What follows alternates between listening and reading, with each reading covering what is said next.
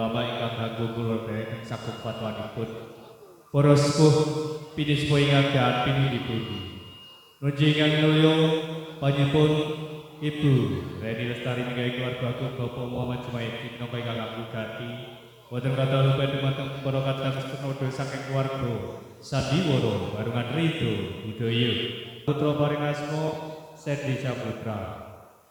Yang sampun kasebatan Kitan Titiari Galgan Senen Wage Tabuwol Wenjing kalapan rahayu newi para pinaringan inggal dangan mangsa malewaken dampar dadosaken putra ingkang saleh ngabekti tiyang sepuh gamelan dan tetap musa bangsanipun. Ugi titiari kaliyan parcian meniku Ibu Reni Lestari sakeluarga anepi adat ing tanah Jawa badhe Bukar Sukerto putri putra temen Kanandang Sukerto Kedini Kedono.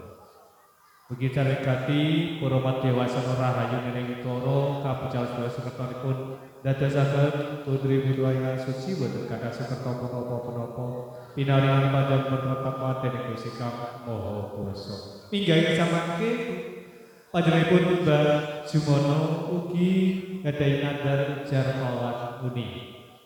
Kanthi panjenengan sami ingkang hangestreni mugi napa ingkang dados sedya kasembatan rahayune ing likara kajabah dening Gusti Kang Maha Kuwasa. Pun para rawuh ya.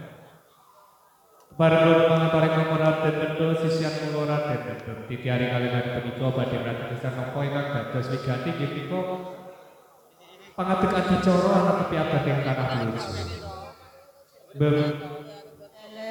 Kasunyatan iki dina beda kaya padatan awak dhewe jumeneng oleh papan parikan ora kaliya ing pangukuran wis tak aturi. Yen awak dhewe kudu marani tresna apa kan dadi pranatan ing tanah Jawa pangadeg adicara pangruwatan. Tetembungan saka kang sinadran jejiban pangadeg adicara pangruwatan kudu kiai kang sepuh ora sepuh suwane uga sepuh babakan kali. Menika leres. Awak dhewe lawase selawe taun bebrayat durung diwenehi wiji kang ateges durung tau sinebut bapa lan biyung. Jumbuhake kanan awak dhewe iki dina nampa jejiban kudu kepiye anggone awak dhewe syarat-syarat nampa kanthi kang ikhlas lega ana ing papan warna. Nggih kedah ngagem mega pratika to Kakang. Jumbuhake kanan ing tanah Jawa. Menika lak wonten to tiyang sepuh ingkang kakem ning Jawa iki sinebut kali Dayak Wadon. Nini wis sakmene. Dhewe sama laku jumbuhake kahanan ingkang kados ngaten. Yen kaya mangkono bukai pamikiranku nampa jejiban pangadeg adicara kanthi nglampur lakukan. Yen tos kawin Raden Bedul lawan Raden Embung sajak sik udo to warung. Iki dina ganti jejuluk kaki Dayak Kelak ini lege.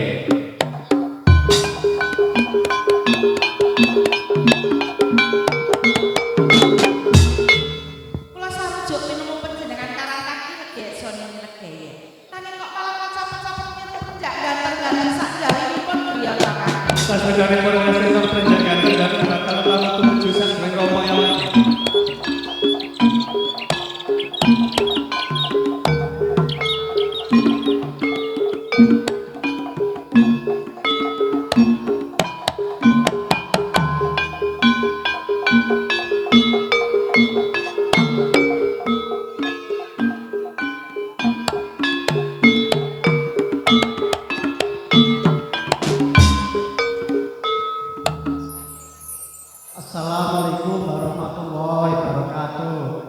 Waalaikumsalam warahmatullahi wabarakatuh.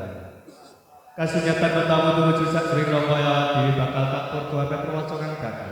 Nuwun sewu. Boten ateges kota meka kula badhe nutrisa dhumateng panjenengan sami. Panjenengan paring asma sinten saking tlatah pundi? Pak Jumono. Bapak Jumono iki saking tlatah Baji. Ibu paring asma sinten, Bu? Reni Lestari. Ugi saking tlatah Baji. Punika putri putra panjenengan. Resik. Paring asma Kang Pambayun Salsa Octavia. Kang Kuradil Muhammad Sendi Saputra. Muhammad Sendi Saputra. Nuwun sewu Ibu Reni Lestari minggahi keluarga Mbah Jumono nggih. Anggenipun saking tlatah Baji tumuju sakliling kelompok kula maupun kaget dan gaya mengkuwi kati punapa. Betul kakak ya. kula sepedang iki silaturahim mewakili keluargane Ibu Leni sak keluarga kaping kalih ajeng nitipake putri-putrine Ibu Leni marang kaki legeyek lan legeyek. Munggahipun iki Mbah Kakung nak gadah putu lanang nak sunat itu ditanggake balongan. Ibu Reni Lestari nggih baju mono. Anggenipun panjenengan silaturahmi kula tampi kanthi asta sekali. Tambah pasiden rapi yang sangat Jawa Pak nggih. Mengkuwi gatekan kalih dititiari kaliyan punika Ibu Reni Lestari tepi adat tanah Jawa. Gadahi putra kalih cacahipun mijil putri saha kakung. Kenging manunggal sitoke dini kedono. Minggahi Mbah Jumono ugi gadahi ujar nandar lan Ibu, anggenipun panjenengan Mas Rahmat putra putri panjenengan kula sosial menapa sampun ikhlas. Sampun ikhlas. Ikhlas nggih. Mbah nggih ikhlas nggih masrake wayahe nggih. Badhe kula tampi putra lan Ibu Reni saha wayah saking Mbah Jumono. Ibu Reni Lestari Mbah Jumono sakewarga. Panjenengan ampun arep tinggalih bilih putri putra saha wayah panjenengan kula retuk kadhi anak kula piyambak. Samangke dadosaken putri ingkang salihah putra ingkang saleh ngabdi tiyang swarga bilen iki tetap bisa bangsa niku. Titiari kaliyan kalu kados sekerta dadosaken putri putra ingkang suci boten gadah sekerta punapa-punapa pinaringan panjang yuswa kuwan takwaten Gusti Kang Maha Kuwasa. Nuwun sewu Ibu Reni Lestari saha Mbah Jumono. Sak sampunipun panjenengan gadahi ajeng sampun masyarakat putri putra tasih wonten wigati ingkang dereng kawedhar. Saja wonten dalem tasih kathah pakaryan kula tansah sebenderaan kula menuju bidang rahayu. Wassalamualaikum warahmatullahi wabarakatuh. Waalaikumsalam warahmatullahi wabarakatuh.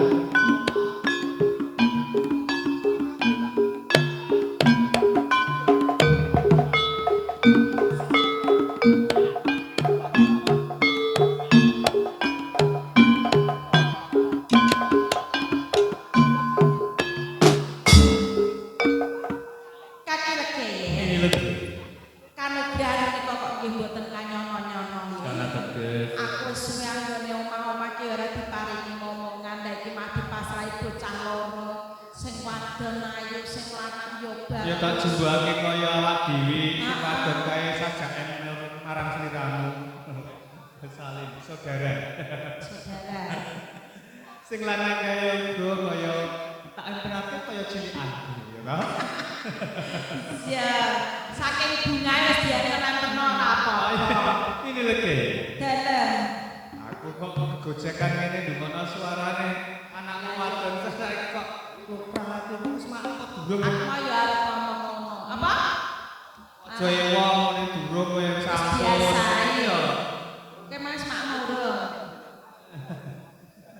Ini lagi. Muni kesel iki kok. Oh, no. Ya ora kita kudu ngopo jenengane ado saka batin menuju saking apa awak dhewe. Dadi wong tuwa anyar kudu nyuguhi apa kang dadi sakane ngono. Nggih to. Iki tak jake masak ning mburi wis sampean kene mburi kaya telon rompet katane ya. Iya iya. Bakal tak jabut Dari tak suwe-suwe ya. banyune rada akeh sing Ya bodho. aku tak jake masak.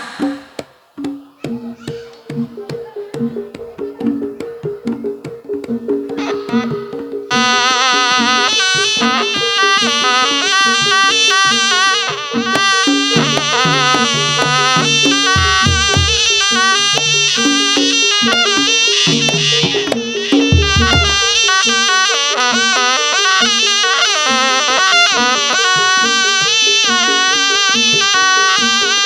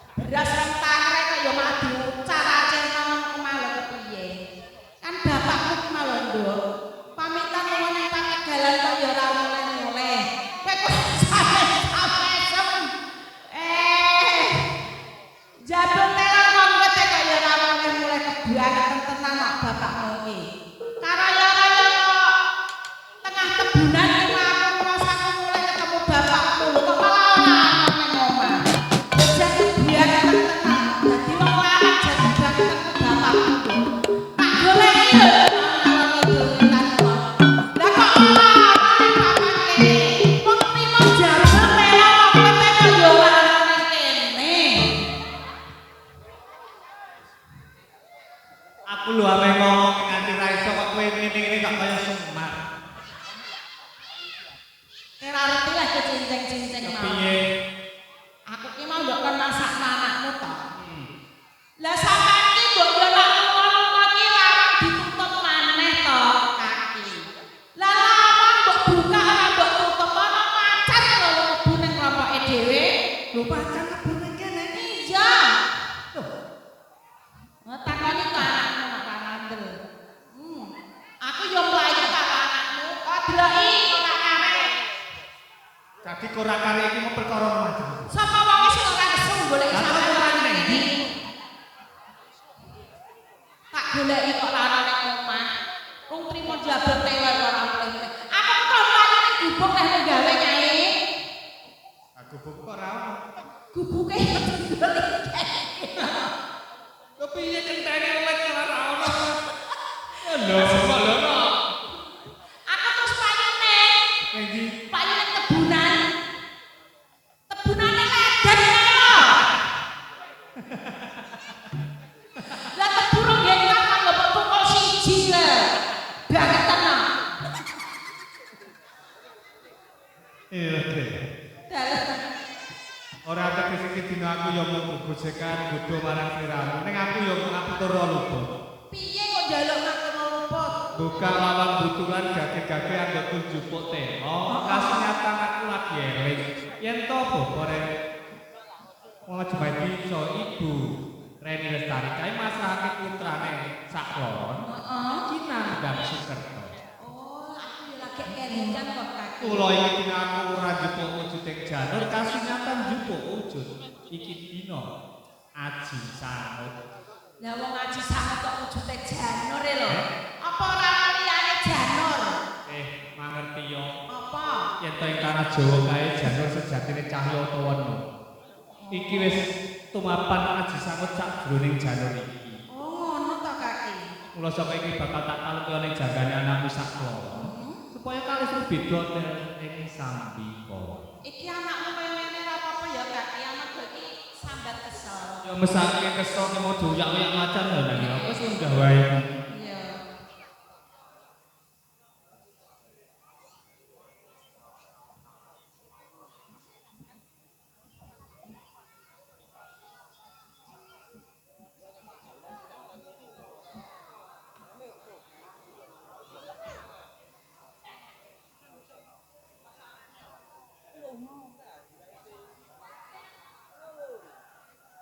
Lagun Joko Jelaka. Ono iya. Rawan wujud jiwara bocah wadon kang suci lan to Joko kae bocah lanang kang suci jiwa lagan. Kaya ngono. Lagun besok bakal jumakah ana ing dalan kang luhur kabeh panjatane kang dhuwur iki wae kajabah dening Iya iya kaki.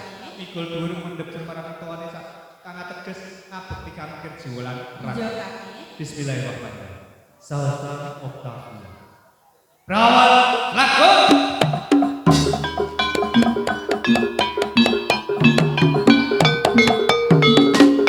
Muhammad Sendi Saputra. Joko lagun.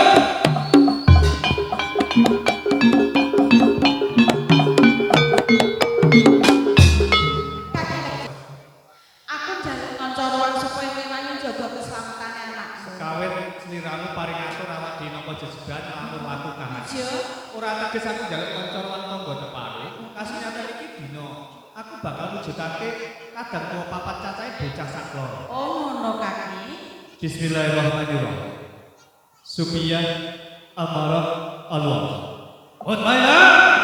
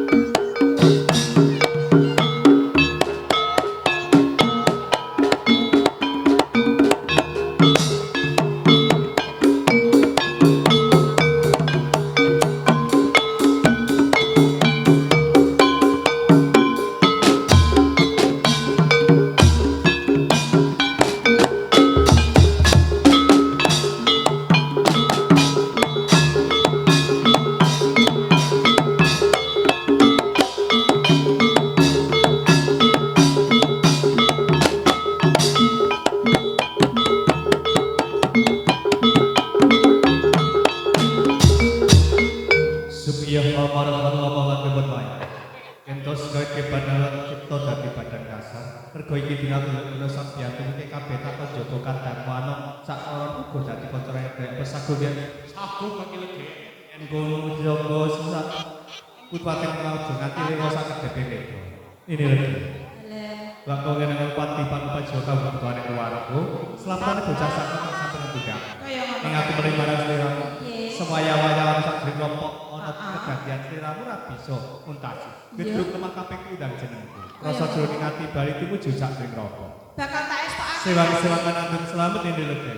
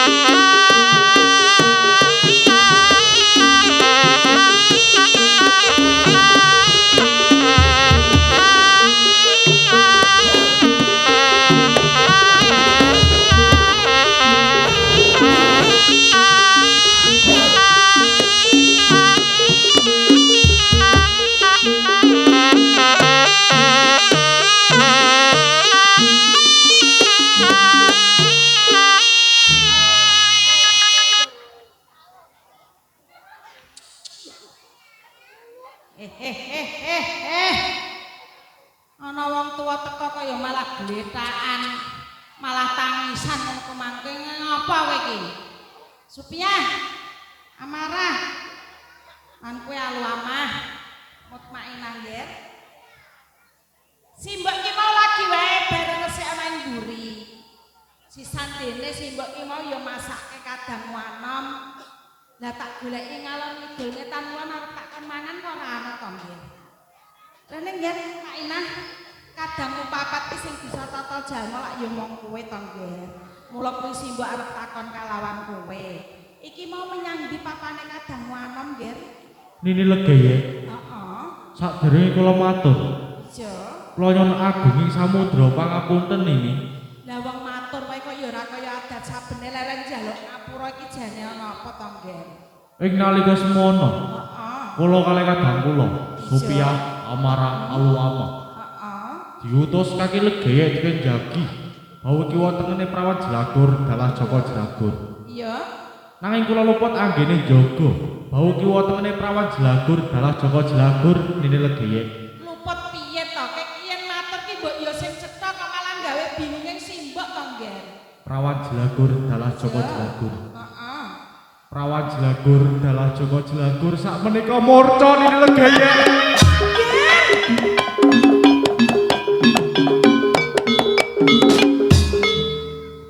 Mutmainah. Supaya amarah lan aluamah. Ya kene nggih.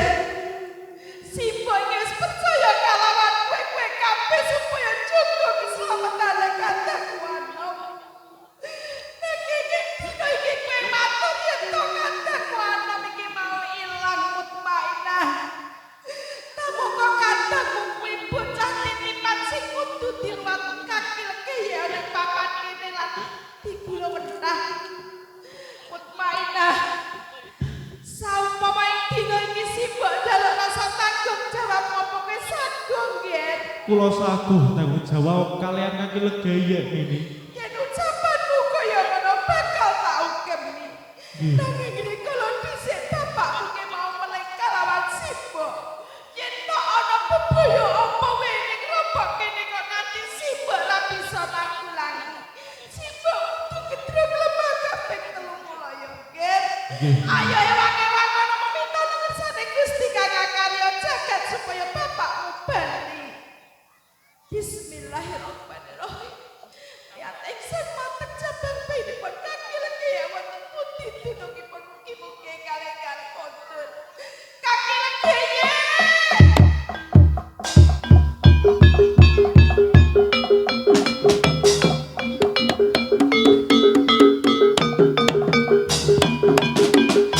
Nini Legeye. Dalam kaki. Kaya sumendal semang jroning atiku kasunyatan upadi pangopo jiwa ana ing kutha raja durung wae entuk pakaryan kang gumathok. Ning gene iki sumendal atiku merga mangerteni pedhut limanan sakuring rompok awak dhewe. Andung limpet anggonku bali kasunyatan kadang tuwa papacane sedih jroning atine. Sliramu tangis kaya mangke. Kula rumaosa Sri sanget badhe matur wonten ngersa panjenengan kaki. Amargi ageng kalepatan kula dhateng panjenengan kaki Legeye. Walau kowe apa kang dadi kedadian amrit riwata ora nganti gawe bingung ing pamikiran. Amargi menika babagan putra panjenengan kekalih. Prawan Jelagur Joko Jelagur. Putra panjenengan kekalih dinten samangke ates.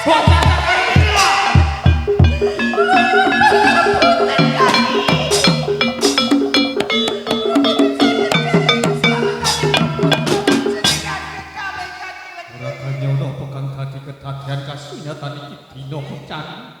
Bocah sakon kok dampar kamandha. Ini lho. Iki dina ora teges aku ora duka ning aku mlenggon. Yen to kasunyatan kabeh pacobaning saka Gusti Kang Maha Kuwasa. Tak candhek dukaku marang sliramu malah tak paringi dina tata jroning atimu mungganing sanggar pamujat. Nyuwun marang Gusti Kang. Pandongamu tak kanthi budidaya kebali ne bocah sakore. Supaya marang alu-amalan kowe wae. Kasunyatan ora tambuing kahanan kadangmu sakoron anis saka dampar kamandha. Tanggung jawab tak sampeyan pundak ing Mutmainah merga duweni aji ganda pangrasa lan panuk. Wes saka iki ger, kabeh iki dina kanthi palilaku enggal budhal.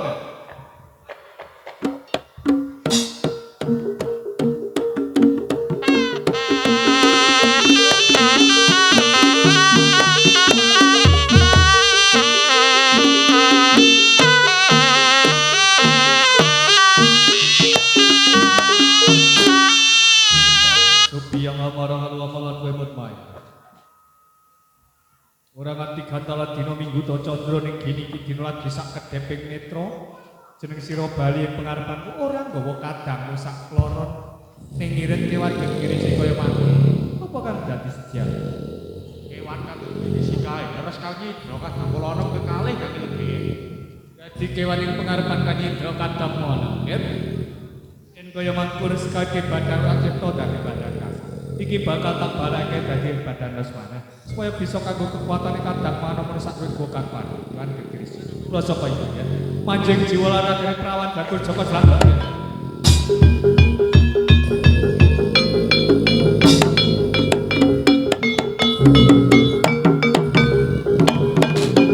Mandek satrio tejo leksa tejane wong ratan. Kemlundung brikil mangan picardo. Kusat cocok tekan marga catet tenaing prawan.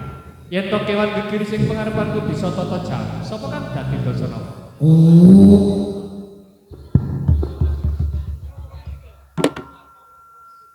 Yen kowe tambuh karo aku sing kena diarani Sri Bathara Kala Glapsayuta. Yen kowe takon papan dunungku, aku bisa saka jagat wetan, bisa saka jagat kulon. Bisa ana jagat kidul uga jagat lor. Ngendi ana pawongan kang duweni gethek ciri nandang sengkala, kuwi dadi papan dunungku keparat. Kosok baline kowe wani langap-langap ana sak pengarepanku. Sapa kowe? Sri Bathara Kala Glapsayuta. Yen to kepengin mangerteni sapa kang wani ngadeg ora kaliya to ning tanah Jawa kaki legek kang dadi pewarang. Hati legaya gene kowe ganggu gawe nggonku lagi enak apenak ana sak kisore wit gedhe. Mbok arek-arek tumekono sak pengarepanmu. Kuwi mung merga ilange putri lan putramu. Salsa Octavia adalah Sendi Saputra. Putri lan putra titipan saka Ibu Reni Lestari adalah Bapak Muhammad Jumaidi. Yo, ora ndak kikiti aku kan nyidra putri lan putramu kuwi mau Kaki Legaya. Kaki Legaya ngono bareng. Rikala semono aku duwe gondo pangrasa yen Bapak Jumono duweni pangunek-unek merga uni ujar nandar lan haul kuwi ora mandi saka ucape wong liya nanging mandi saka ucape dhewe. Yen ora dileksanani bakal tak oyak nganti turun pitu Kaki Legaya. Sri Bathara Kala Glapsayuta. Kasunyatan gerda sak duwe rompok ora kali vokal galuh. Kasunyatan iki ora tak ambali. Ning ya iki dina kasunyatan Sri Bathara Kala Glapsayuta apa ora kelingan nalikane bapak kawasan Karaji. Itu anggonmu goglok kang dadi jagang pangan sing bawa adang kang nandang sekeko. Nanging yen lali-lali ora karuan sekalan. Tambah sangane yen lali-lali ora karuan sekalan. Mula iki dina jeneng sira uga mangerteni bocah saklono wis kanuman janur kuning ana ing jagani. Kapula tak paring aji sakut kang ijabah dening Gusti Kang Basa kang ateges bocah kae wis kalukar kutone dadi bocah kang suci ora di sekolah apa. Nek goblok nek mangsa ora gawe aku tenan dipanu. Kasunyatan gawe sesarane sanjut bokap. Uga iki dina apa kang dadi gondo pangrasa wis ana.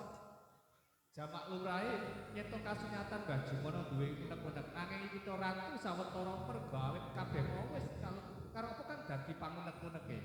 Sri Bathara Kala Glapsayuta. Aku njaluk baline anakku Prawan Batur Joko Slamet. Yen to kasunyatan iki Sri Bathara Kala Glapsayuta Gusti. Iki bakal segan. Kaki Legaya ora gampang njaluk baline.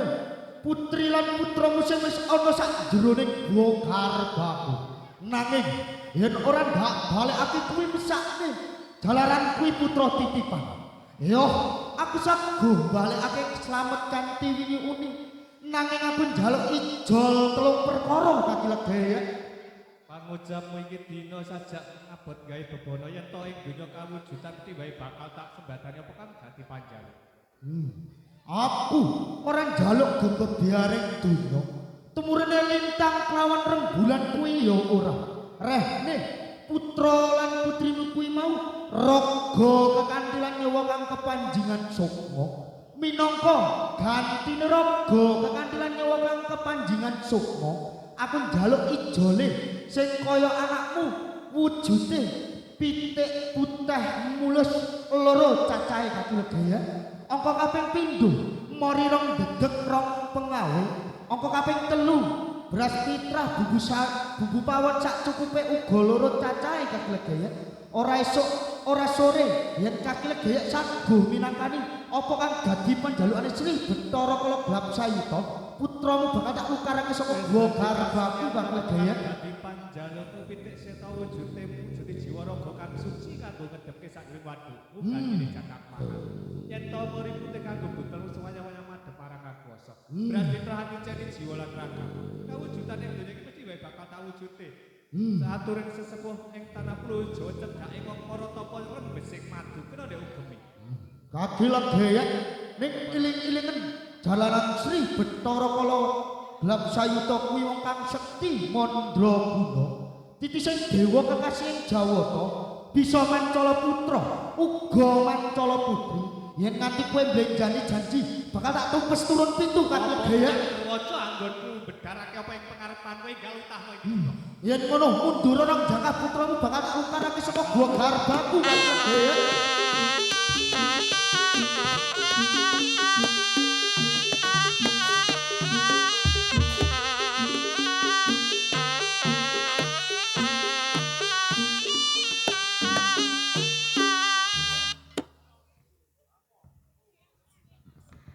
Ini legaya enggal segarang menyuwun marang Gusti Kang Maha Kuwasa.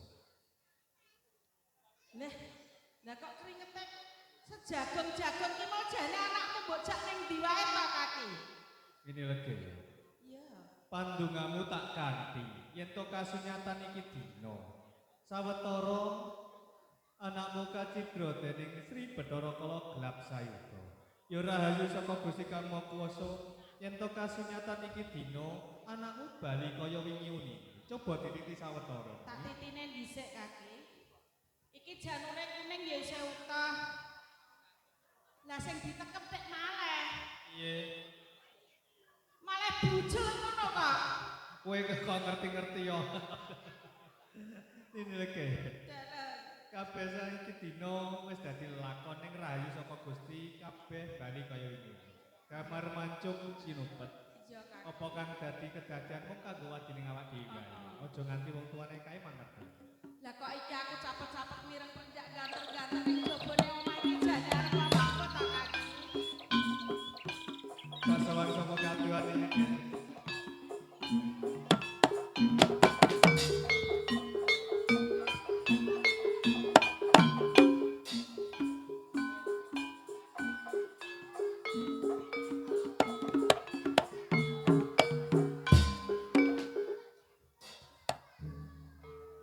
Assalamualaikum warahmatullahi wabarakatuh. Waalaikumsalam warahmatullahi wabarakatuh. Boten pangling Mbah Jumono saha Ibu Reni Lestari. Rawuhipun panjenengan tumuju sajroning rompok kula sajak niki dinten damel kageting manah kula beto kados kanten janjane mengkuwi gati punapa. Ngeten kaki legaya. Kula niki mewakili sak keluargane Bapak Sumono sebidah silaturahim kaping kalih ajeng dak wangsul putunipun Bapak Sumono. Putune Bapak Sumono kaping 3 niki memaringi sedekah utawa ganjaran marang kaki legaya lan legaya sampun nguwatake putunipun Bapak Sumono. Ibu Reni Lestari Bapak Sumono pilihan kira panjenengan beto kadangan jajane sedekah saking Ibu Reni Lestari apa sampun ikhlas wae berkah. Ikhlas nggih badhe kula tampi mugi dadosaken berkah dari rezeki panjenengan Ibu Reni Lestari nggih keluarga tanpa ana kae.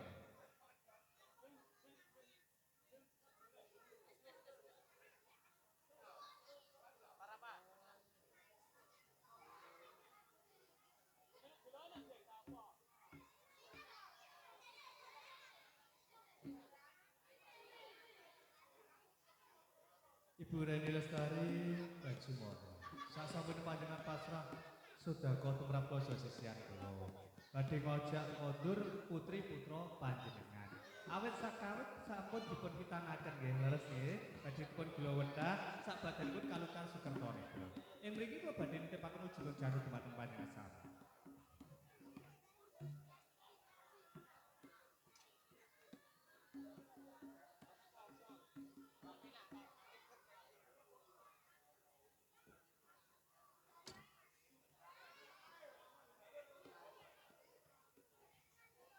Kula suwun Ibu, mangke ampun klentu. Jadul kita panjenengan dikek sagedipun bantal utawi kasur anggenipun putri putra panjenengan sari. Naminipun sepasar dinten, sak badan sepasar dinten utawi gangsal dinten.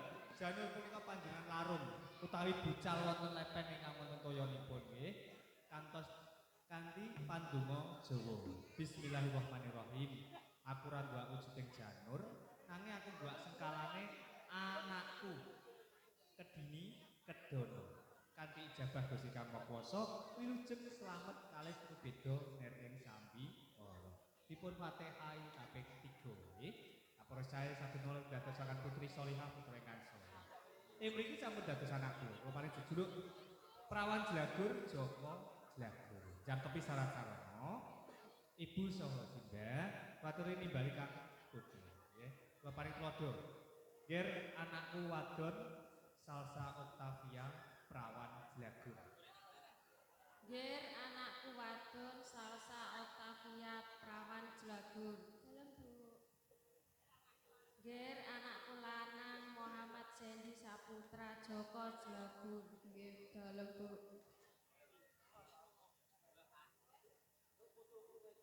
Ger ibu wedok Salsa Octavia Prawan Jlagur. Ger kebetulan Muhammad Sendi Saputra Joko Jlagur. Alhamdulillah sampun menawi dados wigati panjenengan. Ana tepi adat kang aja Lukar Sukerto putra putra panjenengan. Ing titiari kaliyan panjenengan purnaning bahagian semoga diacara dipun pungkasi kanthi barokah Fatihah.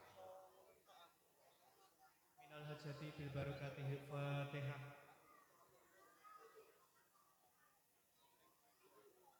Putri putra panjenengan pas bapak saged meneh. Mun pangestunipun mekaten saderengipun panjenengan kondur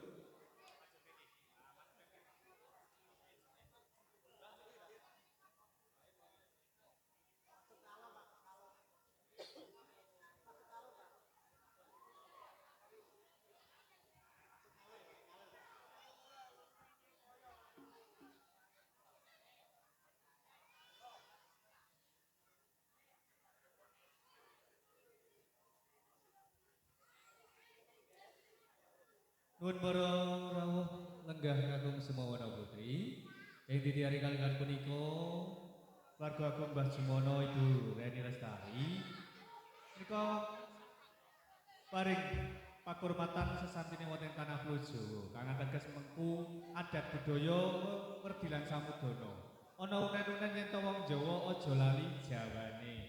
Embor kang ateges gemborake utawa ngandhakake marang tangga teparu wonten ing Bacin Ibu Reni Lestari saha Mbah Jumono nika sampun Lukar Sukerto putri lan putrane ugi apa ingkang dados sedya wigati Mbah Jumono netepi nadar kolan uni ujaripun.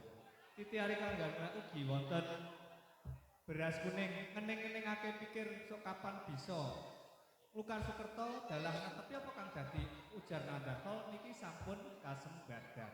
Yen to kasunatan tembang taman Ibu Reni Lestari Mbah Jumono boten lali alian kadang tuwa papat cacahe para nabi, para rasul, para wali woh tanah Mekam dina tanah Pulo Jawa. Wabil khusus kaki danyang sahibul wayang wonten ing Bacin lumeber ahli kubur jaler lan estri. Wonten wajib sampun dados kewajibanipun Ibu Reni Lestari Mbah Jumono. Wong tuwa ora teges ora mung lairake maringi jeneng itanake nikahake uga kelat sekalan iki kewajiban lan netepi ujar nadar kol iku wis kewajibane saka unine dewi. Godhong alang apa ta? Godhong luweh metu werdi. Ibu Reni Lestari Mbah Jumono sakeluarga wiwit awal duwe hajat nang akhir iku samangke tansah nyuwun dhumateng Gusti Kang Maha Kuwasa supaya ora ana langan apa-apa kalih Srubeda ring sambikala. Kabadane duwe gawe to hajat kae kaluwehake kajembarake rezekine to sasmitane godhong luweh kang ateges luweh lebih sembarangane kae.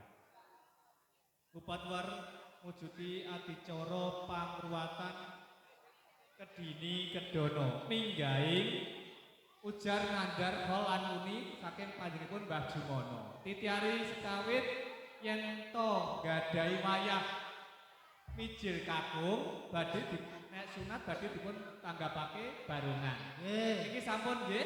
Nggih. Wonten barongan Ridho Budaya. Nggih. Ujar ngandar hol anuni panjenengan Mbah Jumono sampun kajebadan. Nggih. Sineksan para malaikatipun Gusti Allah Taala. Para rahipun Rasul Pona Wali Watana Pekamat Binata Anak Kudu Jawa Bil khusus kaki danyang idang sohib belayah wonten ing Tlatah Bacin. Ugi dipun angkastani para pamirsa kakung semua wana putri dinampi ing dinten punika Senin Wage kanthi piwasan Allahumma sholli ala sayyidina Muhammad. Saleh. Allahumma sholli ala sayyidina Muhammad. Saleh. Luar saha kersane Allah Subhanahu wa taala. Allahu Akbar.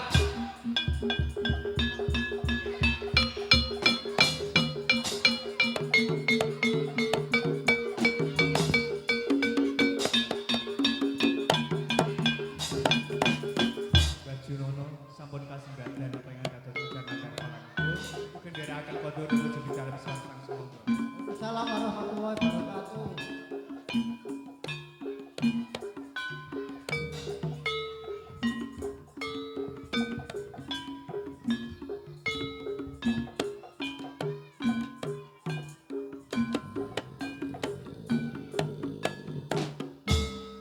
Sri Bathara Kula gelap sayuta. Wis dadi kasunyatan apa kang dadi panjalung iki dina tak sembadani. Nanging sadurunge aku nyembadani apa kang dadi panjalung aku njaluk sabdian wis aguh. Saguh wae legaya. Kala ngene Sri Bathara Kula gelap sayuta takon njaga daleme Mbah Jumono Ibu Reni Lestari yen tono ngati bebaya kang bakal mlebu saka lor. Bakal tak papak saka kidul tak balekake ngalor. Bebaya kuwi saka wetan. Tak papak saka kulon tak balekake ngetan. Saka kidul Tak papak saka lor tak balekake ngidul. kang tumomo saka kulon. Tak papak saka wetan tak balekake kulon. Jejer papat wis wadepi kang ateges Sri Bathara Kala gelap sayuta njaga keselamatan daleme Mbah Jumono Ibu Reni Lestari. Dina lan yen to ngisor lan dhuwur tansah pinayungan keselamatan dening Gusti Kang Maha Kuwasa. Yen to kasunyatan iki dina, netepi apa kang dadi gondo pangrasamu? Jeneng sira uga wis gondo pangrasa yen to Mbah Jumono wis nglukar apa kang dadi ujar ngandar kolan unine. Dasar kepara nyata wae legaya. Raga kanthi lan nyawa kepanjenengan sukma seta wujude loro cacahe. Iki dina bakal tak wujuti. Undra sak pecah bakal tak pinangan. Bakal tak tampani kang legaya.